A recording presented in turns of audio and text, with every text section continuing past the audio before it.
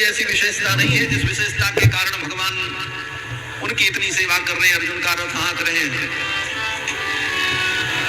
विशेषता तो द्रौपदी की धर्मनिष्ठा, इसे देख करके भगवान प्रसन्न हो गए। धन्य है द्रौपदी, जो धर्म की रक्षा करता है धर्म उसकी रक्षा करता है, धर्मो रक्षति रक्षिता। द्रौपदी धर्म की रक्षा करती है, इसलिए धर्म उसकी रक्षा करता है। और धर्म कौन है? बोले रामो विग्रहवान धर्म, भगवान ही तो धर्म है। इसीलिए भगवान द्रौपदी की रक्षा के लिए सतत खड़े हैं। मेरी द्रौपदी का सौभाग्य न जाए, इसीलिए भगवान पांडवों की रक्षा करते हैं। आचार्यों ने वर्णन किया है कि महाभारत के युद्ध काल में जब जुआ खेलने के प्रसंग में पांडवों ने द्रौपदी को दांव पर लगा दिया, द्रौपदी को हार गए।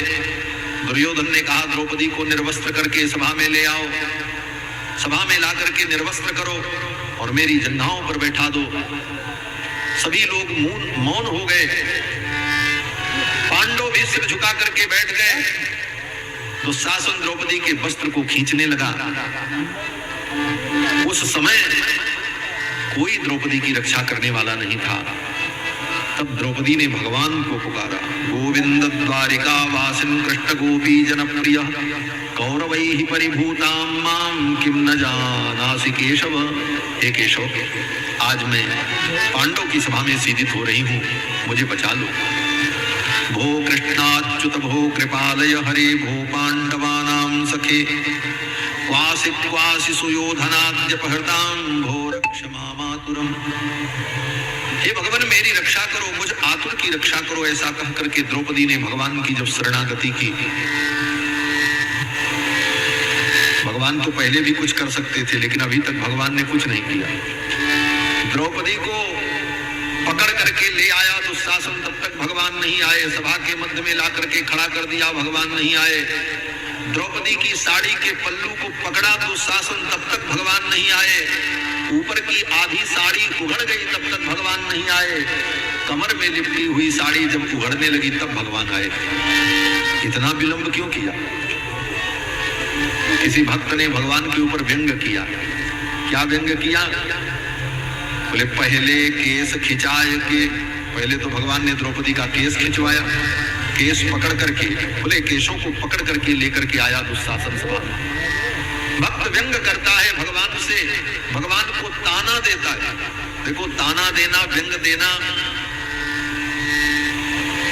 किसी को कुछ कहना, जहां अपनापन होता है वही अधिकार से कहा जाता है। इसीलिए भक्त भी भगवान को खरी खोटी सुना देते हैं।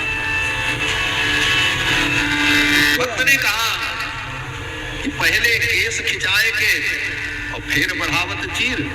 पहले तो केस खिंचवाया, बड़ी सभा में मंगवाया, थू करवाई। लोगों ने कहा द्रौपदी की ये दशा, जिसके जब 5 पति उसकी ये गति। और जब इतना हो गया तब आपने वस्त्र बढ़ाया। पहले केस खिंचाए के फिर बढ़ावत चीर, आवत लाज गंवाए के, आए तब जब लाज चली गई आखिर जात अहीर। भक्तों ने कहा आखिर जात अहीर, कुछ तो होगा तुम्हारा धर्म। ये भक्तों का मनोविनोद है, भक्तों का व्यंग है भगवान के प्रति। लेकिन भगवान क्यों देर में आए? बोले भगवान को देर में आने का कारण था कि भगवान तो सब जगह है, भगवान को न कहीं आना है न भगवान को कहीं जाना है। जाता आता वो है जो देश काल सीमा से बंधा हो, देश काल परिच्छेद से रहित जो है वह न कहीं आता है न कहीं जाता है। तो भगवान तो देश काल के परिच्छेद से रहित हैं, इसलिए भगवान को न कहीं आना है न कहीं जाना, भगवान तो सब जगह है। तो फिर भगवान ने द्रौपदी की अभी तक रक्षा क्यों नहीं की? तो भक्त कहते हैं द्रौपदी की रक्षा भगवान ने इसलिए अभी तक नहीं की कि द्रौपदी ने अभी तक भगवान से कहा ही नहीं। द्रौपदी को भरोसा था कि 5 पांडव मेरी रक्षा करेगा। भगवान ने कहा इनको भी देख लो। जब देखा कि ये भी कुछ नहीं कर सकते तब द्रौपदी ने सोचा शायद धृतराष्ट्र बैठे हैं, राजा हैं, सुप्रीम कोर्ट वही है, वो निर्णय जो देंगे वो सभा में होगा, वो शायद कुछ कहेंगे, उचित अनुचित का निर्णय करेंगे। लेकिन वो भी मौन थे। फिर सोचा इनसे भी बड़ी सुप्रीम कोर्ट तो द्रोणाचार्य और कृपाचार्य हैं, जो इनके भी गुरु हैं, वो जो आदेश करेंगे वो धृतराष्ट्र को भी मानना पड़ेगा। लेकिन वो भी चुप बैठे रहे। दुर्जन दुशासन दुकूल गयो दीनानाथ, दीन होके द्रौपदी यों दुलारी यों पुकारी। बात है युधिष्ठिर की पारत भी मौन बैठ, भीष्म महाभीम ग्रीवा नीचे करी डारी है। सब मस्तक झुकाए बैठे, कोई द्रौपदी की ओर देखने वाला नहीं। तब द्रौपदी ने सोचा कि अब मैं क्या करूं। भगवान ने सोचा ये सबको पुकार रही है, मुझसे तो कह नहीं। और भगवान का एक सिद्धांत है कि संसार तंत्र वाहित्वात् रक्षापेक्षाम अपेक्षते। भगवान चाहते हैं कि ये मुझसे रक्षा की अपेक्षा करे, तब मैं इसकी रक्षा करूं। जब ये मुझसे रक्षा की अपेक्षा नहीं कर रहा है तो मैं क्यों करूं। इसलिए आत्मरक्षा के लिए भगवान से प्रार्थना और समर्पण यह जीव का परम कर्तव्य है। और चीज के लिए नहीं, और कुछ मत मांगो भगवान से, लेकिन अपनी रक्षा के लिए और अपने कल्याण के लिए भगवान से प्रार्थना करना यह अनिवार्य है। गजेंद्र पानी में डूब रहा था, लड़ते लड़ते कितने दिन बीत गए, भगवान कहाँ आए। कब आए? बोले जब वो लड़ करके थक गया और जब भगवान को पुकारा तब भगवान आए। तब तक नहीं आए, पहले ही आ जाते। लेकिन भगवान का ये एक सिद्धांत है, उनकी एक व्यवस्था है कि जे जथा माम प्रपद्यन्ते तास तथैव भजाम्यहम्। जब कोई मुझे भजेगा तब मैं उसको भजूंगा, वो मुझे याद करेगा तो मैं उसको याद करूंगा, वो मुझसे रक्षा की अपेक्षा करेगा तो मैं उसकी रक्षा करूंगा। तब द्रौपदी ने देखा कि अब भगवान को ही पुकारे, और तब द्रौपदी ने भगवान को पुकारा, हे गोविंद कहाँ हो। भगवान आ गए और भरी सभा में ही भगवान ने द्रौपदी का वस्त्र बढ़ाया, कपड़े के रूप में ही भगवान आ गए। लेकिन इससे जुड़ी जो बात मैं कहना चाहता हूं कि द्वारका में भगवान बैठे थे, चौसर खेल रहे थे, रुक्मिणी जी बैठी थी। उसी समय द्रौपदी ने पुकारा यहाँ पर, और द्वारिका में बैठे बैठे ठाकुर जी ने सुन लिया, और ठाकुर जी ने आंख बंद करके कहा वर्धताम, धर्म को आदेश दिया, बढ़ाओ, वस्त्र बढ़ाओ। रुक्मिणी जी ने सोचा ये वर्धताम कह रहे हैं, क्या मतलब है। रुक्मिणी जी ने कहा महाराज गोट तो बढ़ गई, अब कौन सी गोट बढ़ावे, क्योंकि खेल चल रहा था। भगवान ने कहा नहीं नहीं, गोट बढ़ाने के लिए मैंने नहीं कहा है। आज कौरव की सभा में द्रौपदी का वस्त्रापहार हो रहा, मैंने धर्म को आज्ञा दी है वस्त्र बढ़ाने के लिए। रुक्मिणी जी ने कहा महाराज जिसके 5 पति हैं उसके ऊपर ऐसी विपत्ति आई, वे 5 पति क्या कर रहे हैं। इतना सुनते ही भगवान को पांडवों के ऊपर क्रोध आ गया। असली अपराधी तो ये पांडव थे, पहले इनको हम मारेंगे।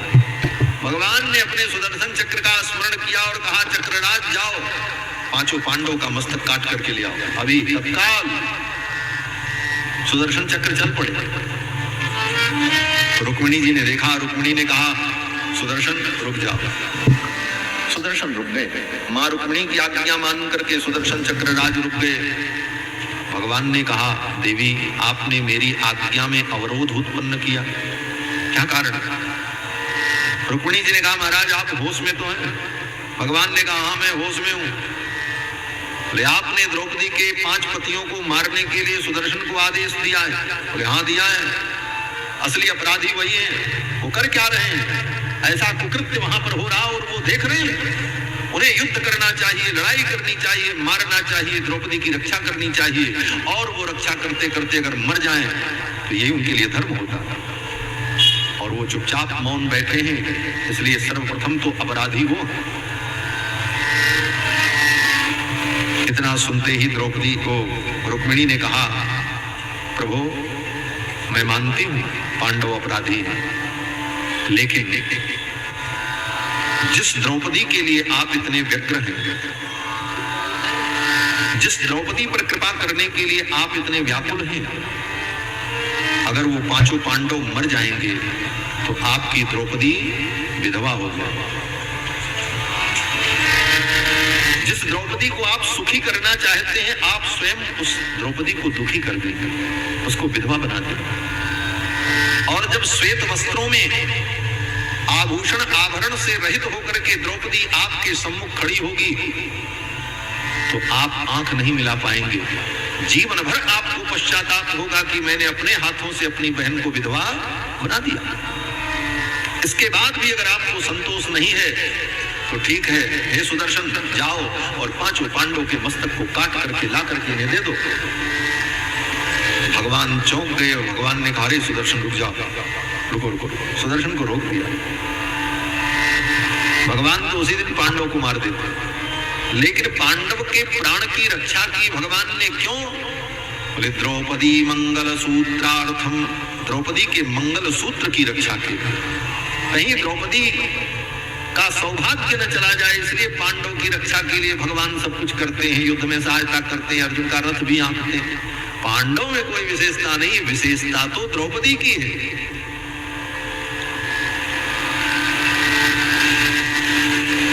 द्रौपदी के सहित पांडवों ने भगवान की शरणागति की, यही वेद व्यासी महाराज महाभारत में कहते हैं। द्रौपद्या सहितम चक्रुः, अकेले पांडव भगवान की शरणागति करते तो शायद पांडवों की रक्षा भगवान न करते, लेकिन द्रौपदी को आगे करके पांडवों ने शरणागति की है, इसलिए द्रौपदी के संबंध से ही पांडव की शरणागति को भगवान ने स्वीकार किया।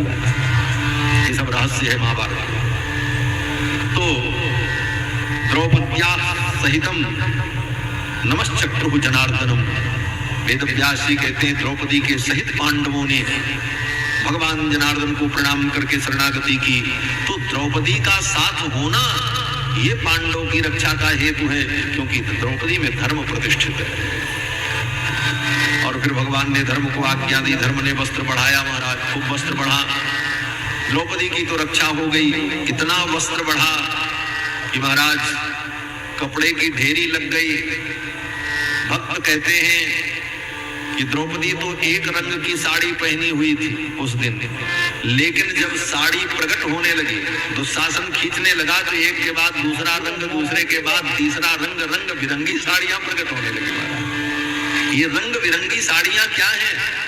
बोले देखो, जो धर्म की रक्षा करता है धर्म उसकी रक्षा करता है।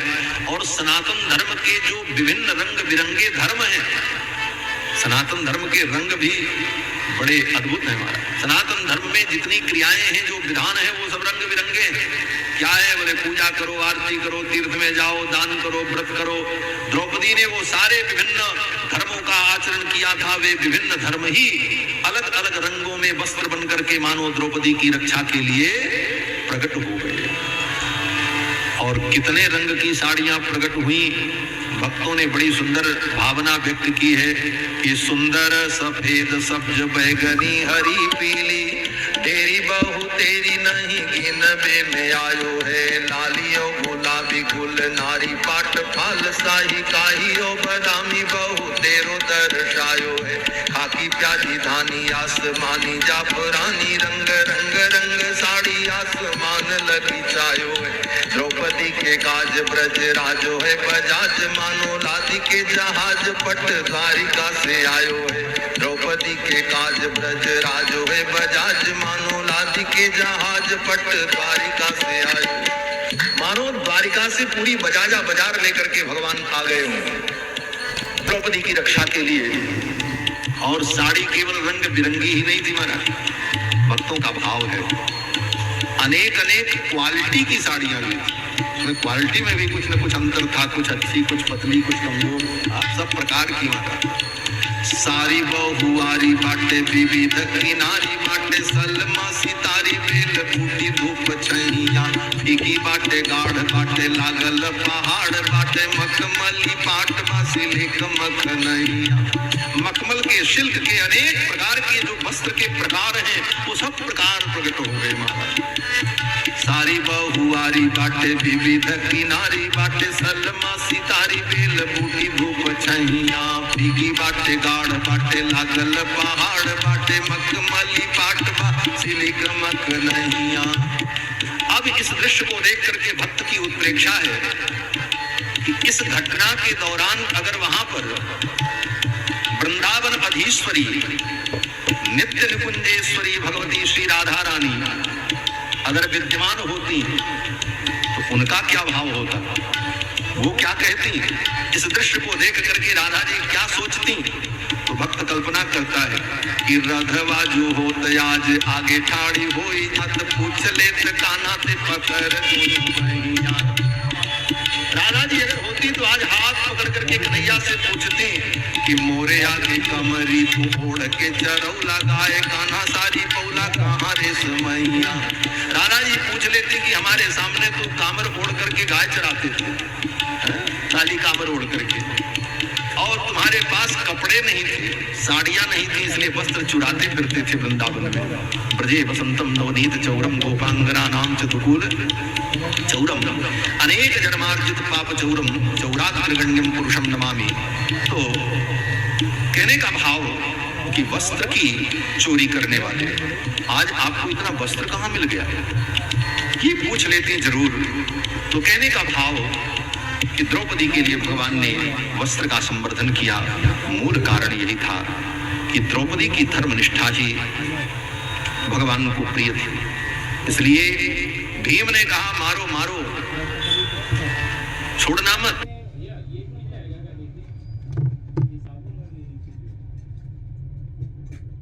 देखो आईजी कॉन ब्यूटी शॉप है क्या? वेद वेदांत सुनकर, उपनिषद सुनकर, गीता सुनकर के भी ज्ञान वैराग्य भक्ति जागृत नहीं हुए थे, और भागवत की कथा सुनकर के वो स्वस्थ हो। ये इस कथा की महिमा है। बहुत वेद वेदांत दर्शन पढ़ लो, लेकिन ज्ञान वैराग्य दृढ़ हो इसकी गारंटी नहीं है।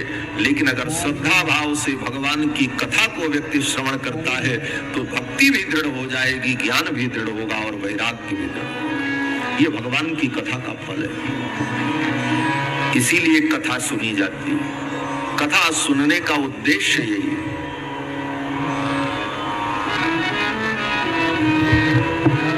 भक्ति महारानी प्रसन्न हो गई, ज्ञान वैराग्य स्वस्थ हो गए। सूत जी महाराज कहते हैं, हे मुनियों,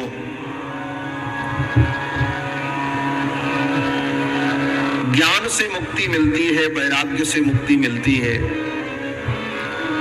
कर्म से मुक्ति की प्राप्ति होती है, तपस्या से, तीर्थ से, अनेक प्रकार के साधनों से जीव को मुक्ति की प्राप्ति होती है। लेकिन इसके साथ साथ